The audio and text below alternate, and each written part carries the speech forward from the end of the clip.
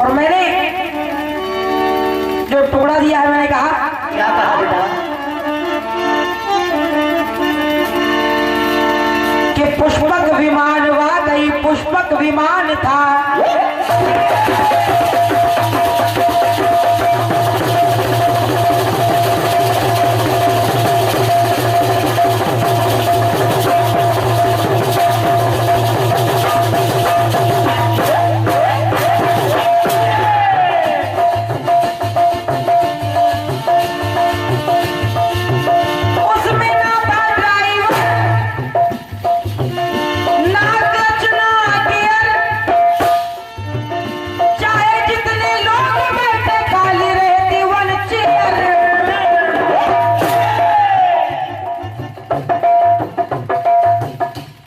कह रहे हो राखी, मैंने गाने का जवाब, कटपीस का जवाब, एक जवाब दिया था झांसी में और एक जवाब अभी 9 तारीख को सलैया में दिया था। भाई वाह,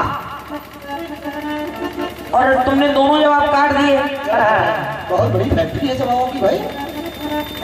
टीका टिप्पणी कर दी तुमने, टोक लगा दी उसमें।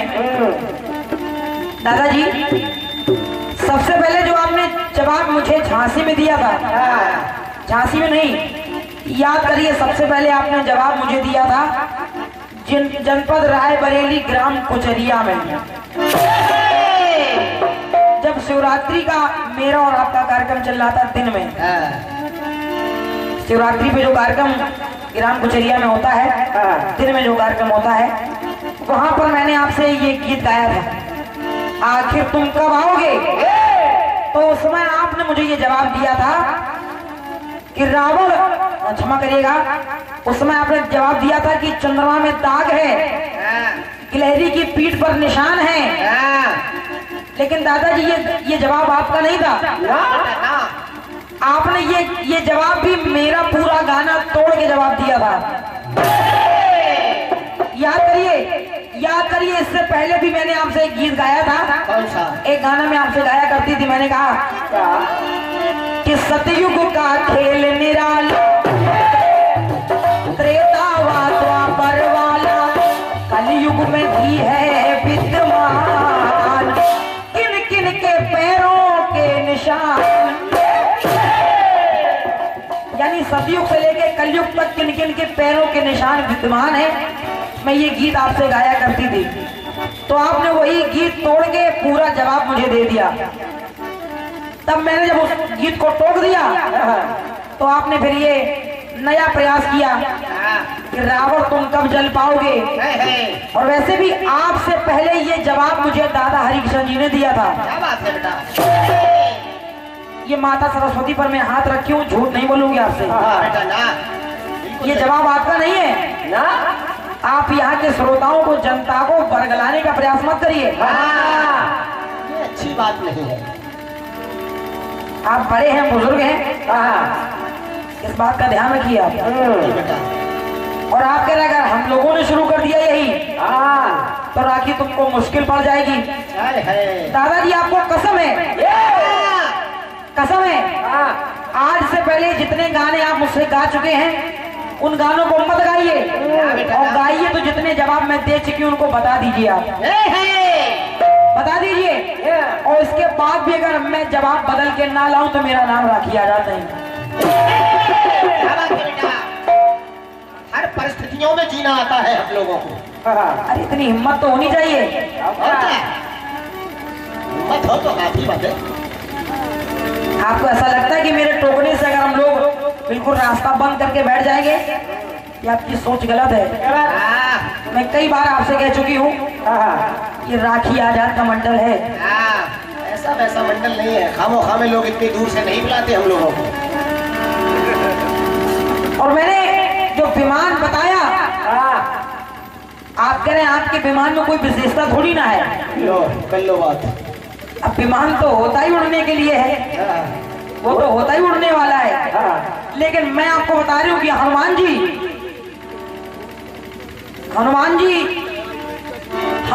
जो वाकई में हनुमान है। वाकई में हनुमान है वो, नहीं ऐसा जैसे हनुमान समझो उनको, वाकई में हनुमान है।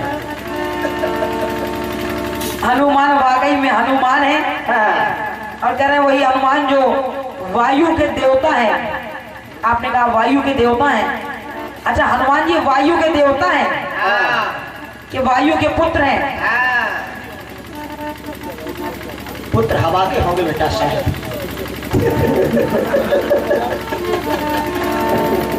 वायु के देवता।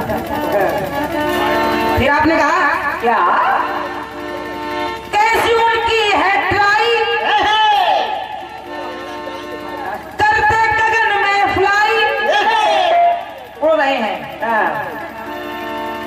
और लेके आए हैं इतना सामान। ये है, लेके आए हैं इतना सामान, आता नहीं है देखो रेल से।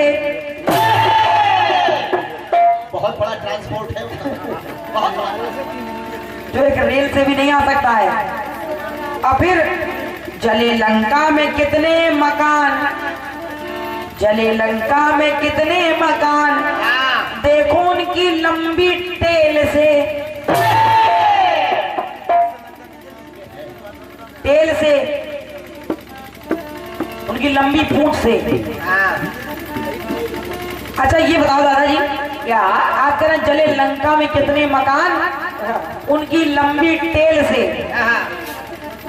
तो फिर उन्होंने उसी लंबी टेल से दिया तो लंका में, क्योंकि विभीषण का भी घर था बेटा, तो फिर विभीषण की कुटिया उन्होंने क्यों छोड़ दी? बेटा लगभग 1-2 फुट तेल कम पड़ गई, और 1-2 फुट लंबी होती तो जल जाती। और सत्य पूछिए, अगर वाकई में इसका और भी सारांश निकाला जाए तो हनुमान जी के द्वारा लंका जली ही नहीं है। अच्छा बेटा, नहीं जली है। हनुमान जी ने स्पष्ट भगवान राम से मना कर दिया कि मैंने लंका नहीं जलाई।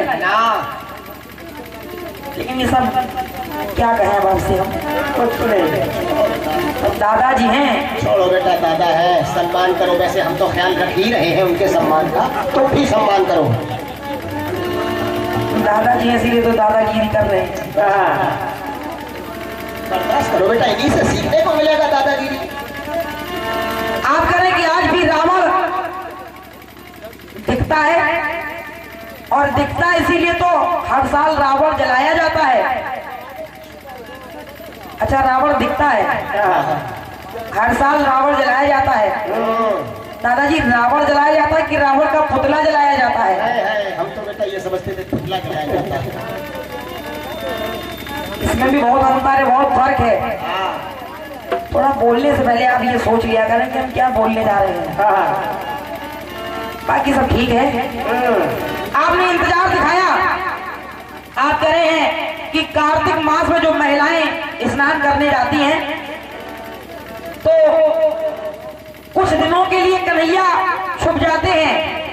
वो महिलाएं कन्हैया को ढूंढ रही हैं, ढूंढती हैं, तो आज भी वो उनका इंतजार कर रही है, कन्हैया को ढूंढ रही है।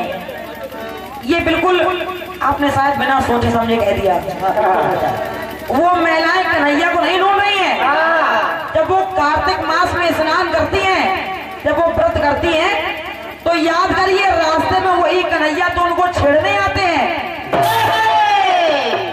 ये है, अरे जब कन्हैया छेड़ते हैं तभी उन महिलाओं का वो व्रत पूरा माना जाता है। बहुत अच्छा बेटा, ये है पढ़ाई लिखाई का मजा। अब बताओ दादाजी होकर के हम क्या कहें आपको। ये बिटिया साहित्य किताबें बहुत पढ़ती है, सरे सलील कभी नहीं पढ़ती। जरा उसको ध्यान करिए आप, पता नहीं आपने कैसे बोल दिया, हो सकता है ध्यान ना रहा हो आपको। चलिए ठीक है, एक टुकड़ा है आपकी ओर से। कौन सा?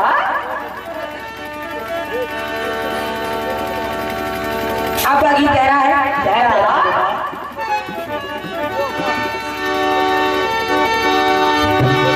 कि कली कली घूमे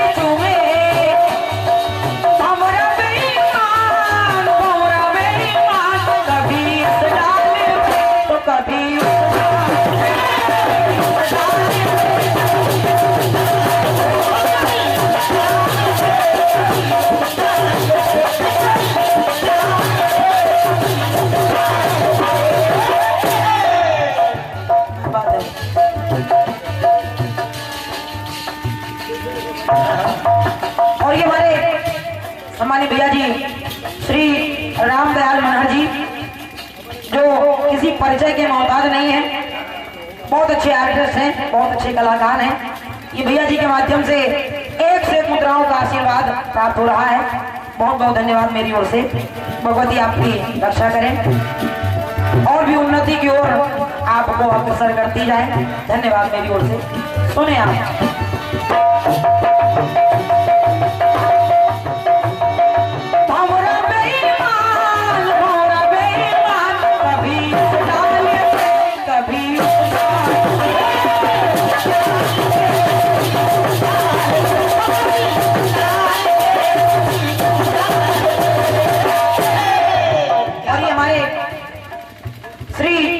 रामदयाल मनहर जी, आपकी तरफ से आपने अभी 101 मुद्राएं मेरे लिए प्रदान की थी और 101 मुद्राएं आप ही के द्वारा ही हमारे ढोलक वादक मुकेश भैया जी आए हैं। नहीं ले बेटा मुकेश, ये बहुत मेहनत का पैसा है, इसे खर्च मत करना, जेब में रखो उसको।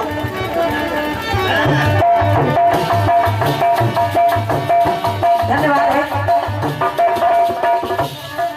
आपने कहा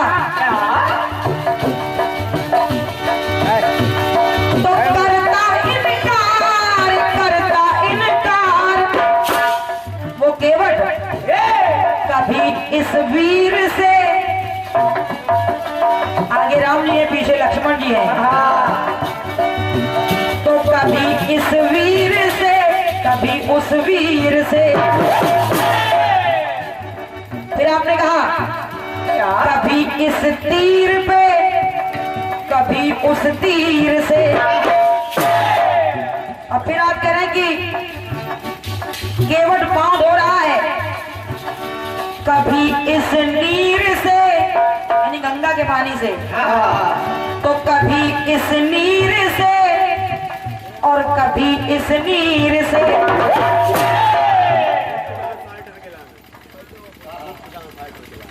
ये 11 मुद्राएं गुप्तदान आए हैं। भैया ने नाम नहीं बताया, हमारे साइडर जो है चचा जी, उनके लिए 11 मुद्राएं हैं। भाई साहब हमारे भी पसीने पे नजर पड़ गई आपकी, बहुत बढ़िया है।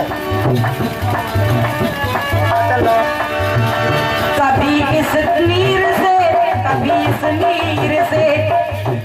दादाजी, कभी इस वीर से कभी उस वीर से, कभी इस तीर से कभी उस तीर से।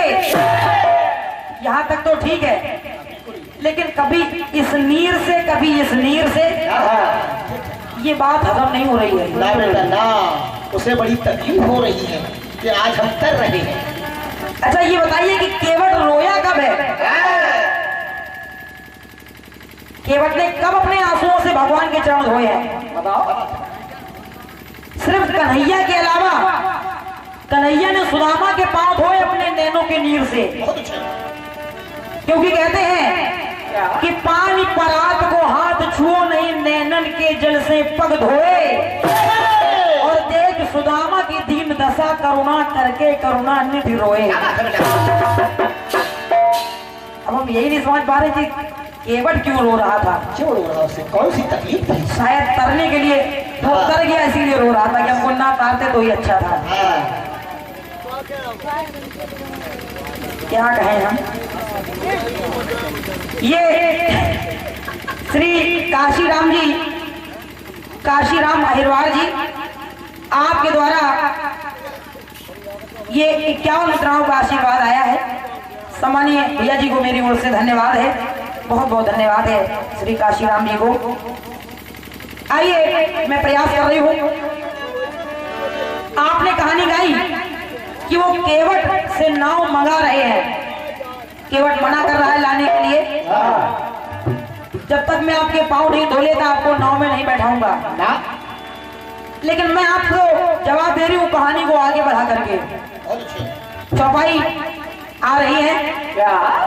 उतरी ठाड़ भय सुर सरी रेता, सिया राम गो लखन समेता, तो पिए ही की सिए जानन हारी, मणि मुंदरी मन मुदित उतारी। और जब केवट को उतराई देने लगे राम जी, तो उतराई लेने से केवट ने मना कर दिया। कहा प्रभु नाथ आज मैं काह न पावा, मिटे दोख दुख दारिद दावा। और जब भगवान उनको उतराई दे रहे हैं तो केवट ने कहा क्या, देखिए वो कहने लगे कि कहे सप्रेम ले उतराई, तो केवट चरण कहे अकुलाई। केवट ने राम जी के चरण पकड़ लिए और केवट कह रहा प्रभु मुझे ये उतराई नहीं चाहिए, क्या मुझे चाहिए क्या? क्या? केवट ने कहा पग प्रभु के धोता,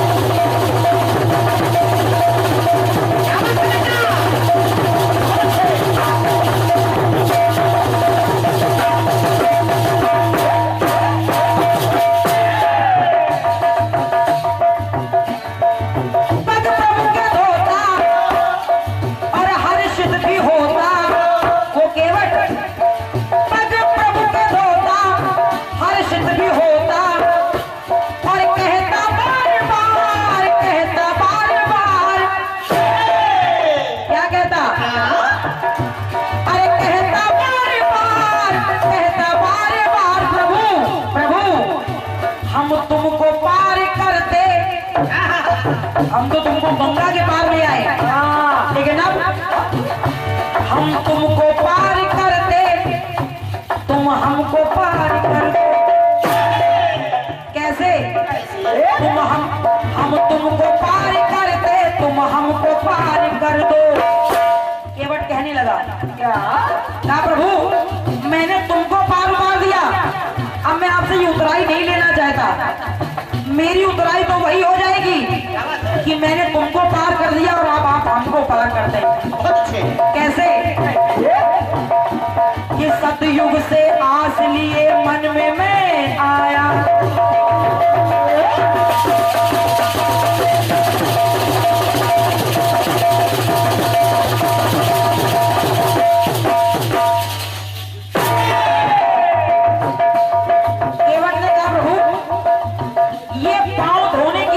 लालसा कोई आज की नहीं है।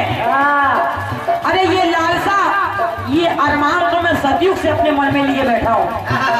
क्योंकि सतयुग में यही केवट जब कछुआ था तो जब भगवान विष्णु के पांव छूने जाता था, सिरहाने से पहुंचा तो शेषनाग ने फुफकार के भगा दिया। चरणों की तरफ से पहुंचा तो लक्ष्मी जी ने दुत्कार के भगा दिया। भगवान के पांव नहीं छू पाया। आज मौका मिला है प्रभु, इसलिए कह रहा है सतयुग से आस में दिल में लिए था, तो अरमान में अपने मन में किए था। इसीलिए कह रहा है अरे करता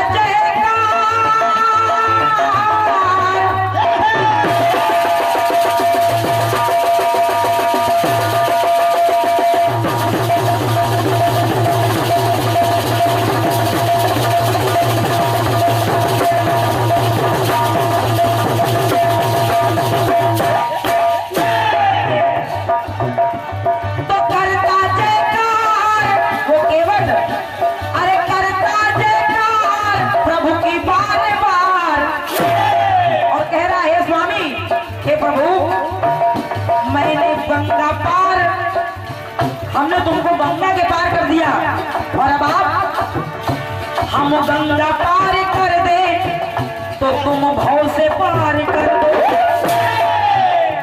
हम गंगा पार कर दे तुम भव से पार कर दो।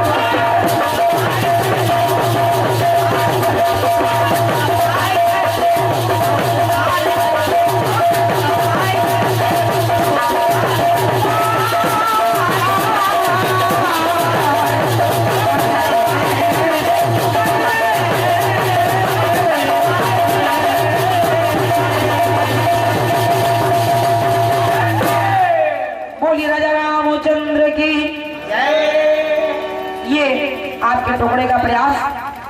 आइए गीत आपकी ओर से आया है। बहुत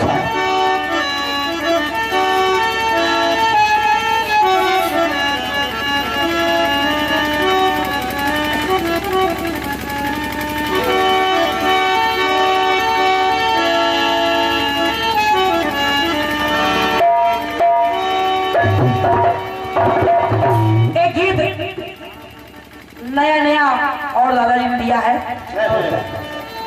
दबंग नंबर 2।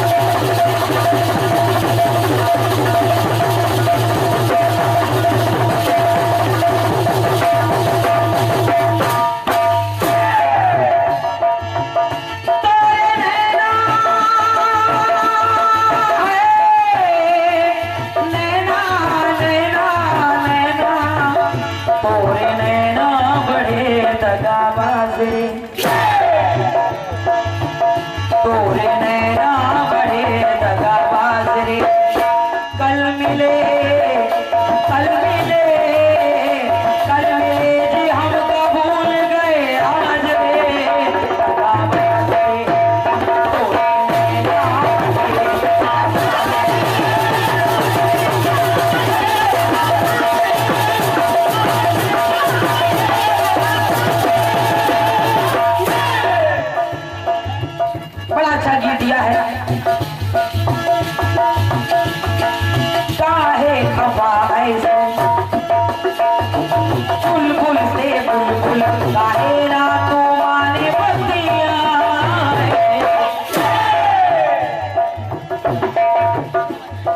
बहुत अच्छा गीत दिया है। ये हमारे श्री राम मिलन जी आपकी तरफ से आशीर्वाद प्राप्त हुआ है और वही गीत आपने लिखा है। अगर तुम मिल जाओ जमाना छोड़ देंगे हम, आए कितनी भी मुश्किल तो वो मुश्किल तोड़ देंगे हम। भाई वाह, आपकी हिम्मत की तारीफ कर रहे हैं हम। धन्यवाद है।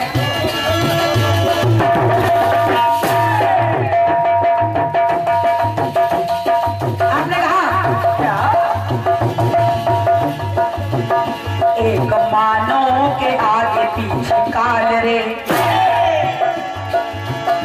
एक मानो के आगे पीछे काल रे। और कौन सा काल? भविष्य आगे, भविष्य आगे, भविष्य आगे है पीछे भूतकाल रे। आगे भविष्यकाल है और पीछे भूतकाल है। फिर 3 युगों की बात आपने कर दी और कह रहे कि वो भी काल समझे जाते हैं।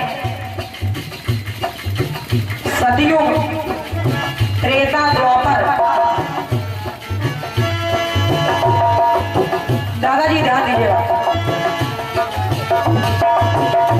आपने कहा कि एक मानव के आगे पीछे काल रे, लेकिन मैं आपको क्या बता रही हूं? क्या? तो रहा मानो, ये मानो रहा मानो ये काल से अनजान रे। बहुत अच्छा बेटा, बहुत बढ़िया। नोट करिए, रहा मानो ये काल से अनजान रे। और कैसे? कि काल को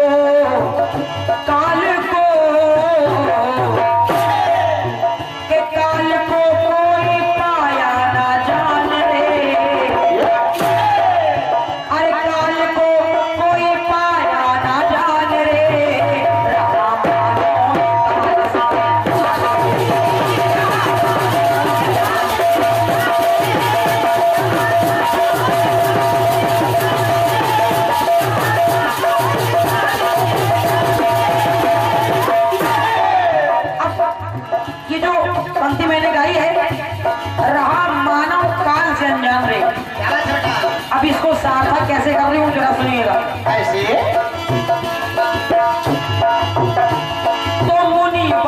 से ज्ञानी।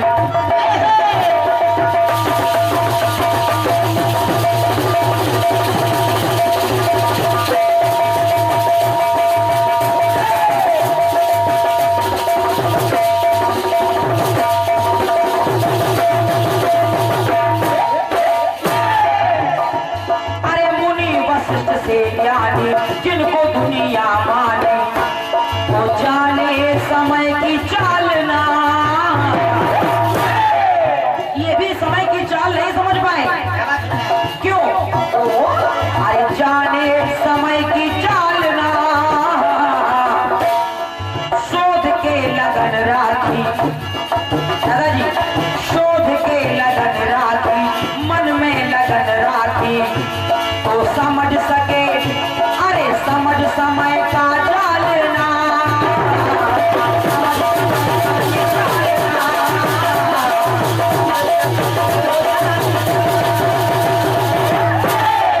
जिन्होंने भगवान श्री राम इनका लगन तय किया था, अब ऐसे मुनि वशिष्ठ ज्ञानी जैसे ये भी समय की चाल को नहीं समझ पाए, और हुआ क्या? तो राम, अरे बन गए राम, उनको वनवास हुआ है।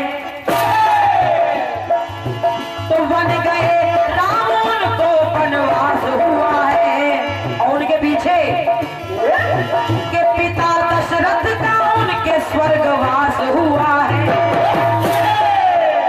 पिता दशरथ के उनके स्वर्गवास हुआ है। तो काल की, अरे काल को, काल को, अरे काल को, तो काल को कोई पाया ना जान रे। अरे काल को कोई पाया ना जान रे, रहा मानो ये काल से हरता रे।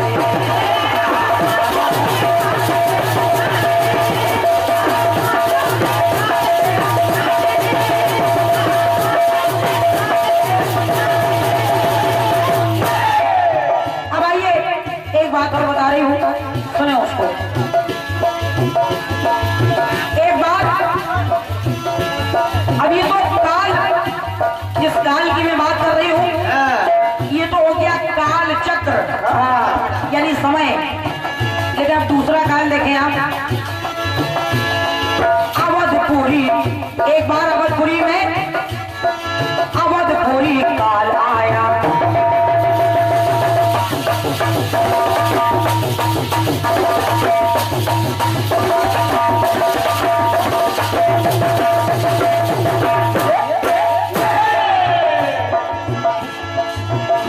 अरे अवधपुरी काल आया, तो लक्ष्मण, अरे लक्ष्मण से बतलाया,